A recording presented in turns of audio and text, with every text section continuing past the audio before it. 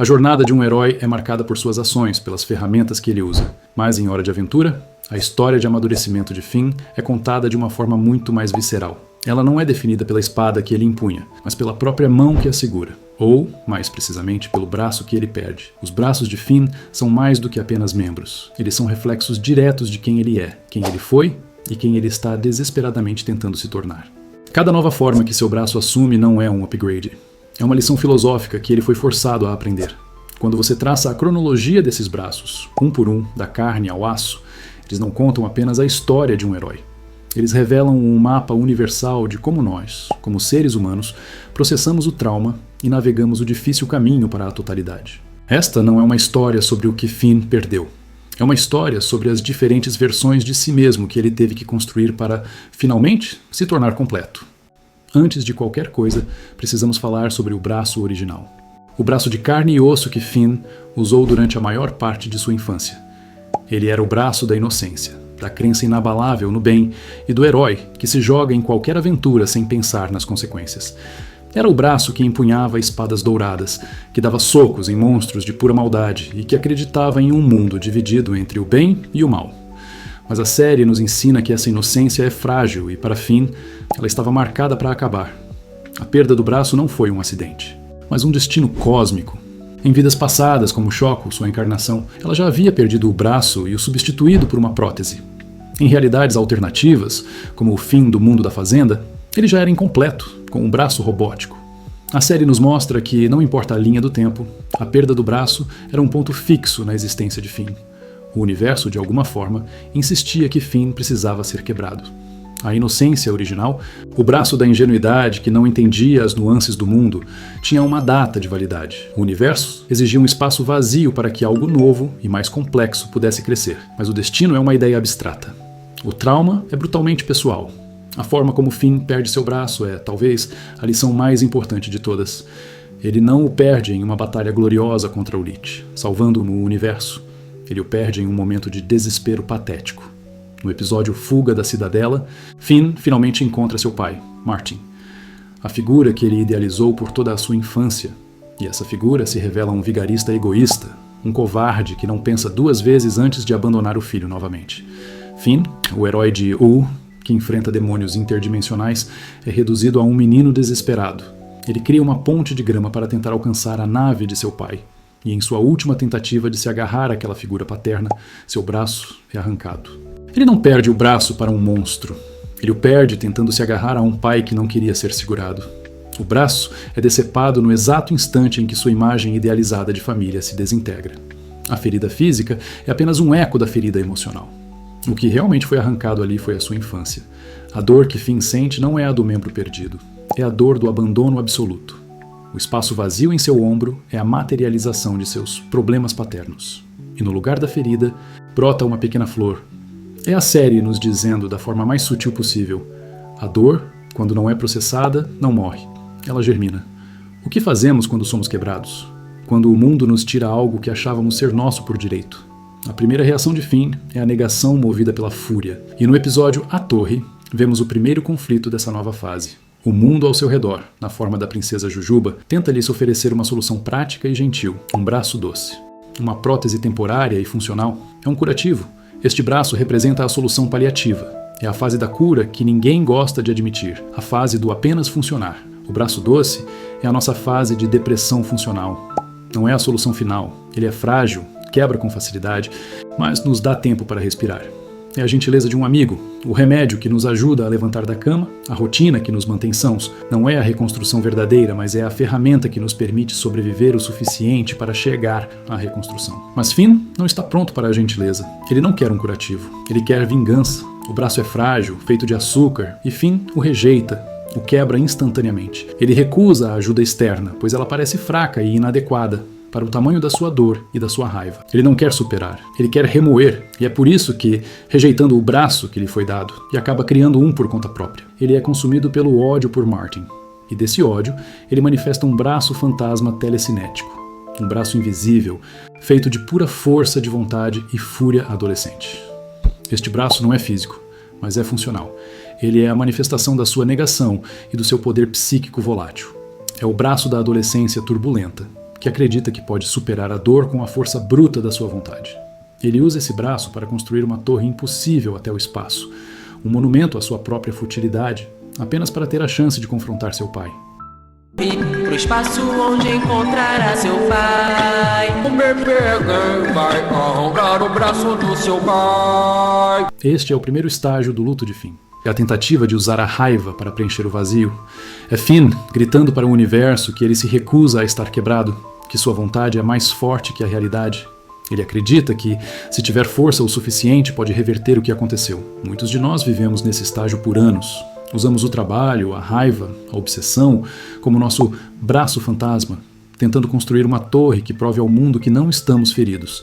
Mas a raiva é um combustível que não constrói nada permanente. A torre desmorona sob o peso da própria ambição de Finn. O braço fantasma desaparece. E quando a fúria se esgota, o que sobra? O vazio. E o vazio é um convite para que coisas piores o ocupem. É aqui que a flor germina. O braço de grama não é uma cura, é uma infecção. A maldição da espada de grama, que estava adormecida dentro dele, encontra no trauma de Finn o solo fértil para crescer. No episódio Breezy, vemos Finn em um estado de dormência emocional, uma clara alegoria da depressão. A flor em seu coto murcha por causa de suas más vibrações e sua incapacidade de se conectar com os outros. Ele está anestesiado. A cura temporária só vem quando ele experimenta uma conexão emocional genuína, e é nesse momento que a flor cresce explosivamente, e o braço se regenera. Mas este não é o braço de Finn. É um braço de grama, um produto de uma maldição antiga. Ele é poderoso, sim, mas é volátil, incontrolável e tem uma vontade própria. Este é o segundo estágio do trauma, quando a dor assume o controle. O braço de grama representa a turbulência do trauma não resolvido. É o período em que nossas emoções nos dominam. O braço age por conta própria, muitas vezes de forma destrutiva, assim como nós mesmos quando somos controlados por uma dor que não entendemos. Finn tenta viver com isso. Ele tenta domar a maldição, fingir que aquele braço verde e estranho é seu. Ele tenta ser um herói, mas é constantemente lembrado de que algo dentro dele está quebrado, vivo e com fome. O braço de grama é danificado e, em vez de apenas cair, ele se transforma. O trauma de Finn, sua dor, sua raiva e sua maldição se cansa de ser apenas um braço e se torna uma pessoa. Nasce Fern, o humano de grama. Este é o momento mais crucial da cura de Finn. Ele finalmente externaliza sua dor. Fern é, literalmente, tudo aquilo que Finn odeia em si mesmo misturado com a maldição. Ele é o reflexo de Finn, mas consumido pela inveja, pela raiva e pela insegurança. Ele é a versão de Finn que nunca superou o trauma, que se deixou consumir pela própria dor. Para se curar de verdade, Finn não pode mais ignorar seu trauma. Ele precisa, literalmente, lutar contra ele. Ele precisa confrontar essa versão de si mesmo, entendê-la, ter empatia por ela e, no fim, derrotá-la para poder seguir em frente. Fern é a personificação da nossa sombra, aquela parte de nós que é feita de nossas piores experiências e nossos sentimentos mais sombrios. A jornada de Finn com Fern nos ensina que não podemos simplesmente cortar essa parte fora. Precisamos encará-la, aceitar que ela existe, para só então nos separarmos dela. Ao final dessa luta, Finn está, mais uma vez, com o ombro vazio. Mas desta vez, o vazio é diferente. Não é mais uma ferida aberta e latejante, é um espaço limpo, uma escolha consciente. Ele se livrou da maldição ao externalizar seu trauma. E só então ele está pronto para o estágio final, a aceitação prática. A fase final é o braço robótico, também dado a Finn pela princesa Jujuba. E a característica mais importante desse braço é o quão comum ele é, no mundo deles. Não é mágico, não é vivo, não é feito de raiva ou de maldição. É uma ferramenta, uma prótese de aço e tecnologia. Este braço é o símbolo da idade adulta. Finn para de lutar contra a perda. Ele para de tentar substituir o que foi perdido por algo que se pareça com o original. Ele aceita a ausência e, de uma maneira funcional e estável. O braço robótico é Finn dizendo: eu estou quebrado, eu sempre estarei, de certa forma. Mas isso não me define, isso não me impede de funcionar. Ele entende que a cura não é voltar a ser quem era, mas sim se adaptar ao que ele é agora. Ele escolhe uma solução que é confiável e que não está ligada à sua emoção. E aqui está o detalhe que completa o ciclo. A jornada não para aí. Finn perde esse braço robótico no final da série, em Venha Comigo. Mas ele aparece na vida adulta, com um novo braço robótico, diferente do anterior. O ciclo de perda e substituição não para. Finn continua a perder e a se adaptar, mas agora ele faz isso com calma e maturidade. Ele não é mais um herói definido pela perda de um braço, mas um herói que escolhe a adaptação contínua. A perda deixa de ser um evento cataclísmico e se torna apenas parte da vida. Ele perde, ele reconstrói, ele continua. A história do braço de Finn é a história de como um menino se torna um homem, não evitando cicatrizes, mas aprendendo a carregá-las. Da inocência da carne e osso, ao trauma do vazio, à raiva do fantasma, à turbulência da grama, ao paliativo do doce e, finalmente, à aceitação do aço.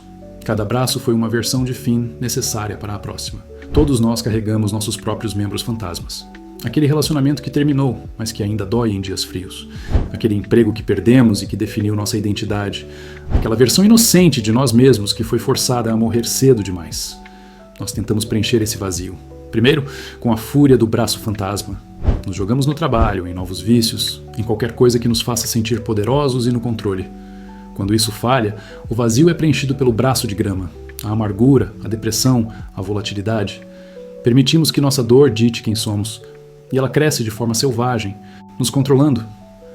Depois, talvez venha o braço doce, o curativo que nos permite respirar e ir trabalhar na segunda-feira. Até que, finalmente, estamos prontos para o braço robótico. Aquele momento em que paramos de tentar ser a pessoa que éramos antes da perda e aceitamos a ferramenta que a vida nos oferece para seguir em frente. A verdadeira totalidade não é ter de volta o que perdemos, mas sim integrar a experiência da perda em uma identidade nova, mais forte e mais complexa. Nós não somos uma única pessoa, somos a soma de todos os nossos braços perdidos e reconstruídos. E assim como Finn, a nossa jornada para a totalidade é um processo contínuo de adaptação. E se a verdadeira força não estiver no que temos, mas na forma como aprendemos a viver e a criar. E é isso, pessoal. Essa foi a reflexão de hoje. Espero que vocês tenham gostado desse aprofundamento na metamorfose do braço do Finn, que eu fiz com muito carinho. Falando em um membro perdido do Finn, eu vou aproveitar esse péssimo trocadilho para sinalizar que eu lancei a área de membros aqui no canal. Lá, eu pretendo trazer vídeos exclusivos e alguns conteúdos mais íntimos, que talvez não funcionem tão bem aqui no algoritmo amplo. Caso você queira e possa ajudar o canal a continuar trazendo novos conteúdos, eu pretendo me dedicar ainda mais a esse projeto. E o clube de membros será uma ajuda a mais nesse processo. Mas eu reforço que essa não é a única forma de ajudar. O seu comentário, o seu like ou o seu hypar o vídeo sempre me ajudam de uma forma imensa, e eu sou muito grato por isso. Então, obrigado por fazer parte do projeto. Valeu!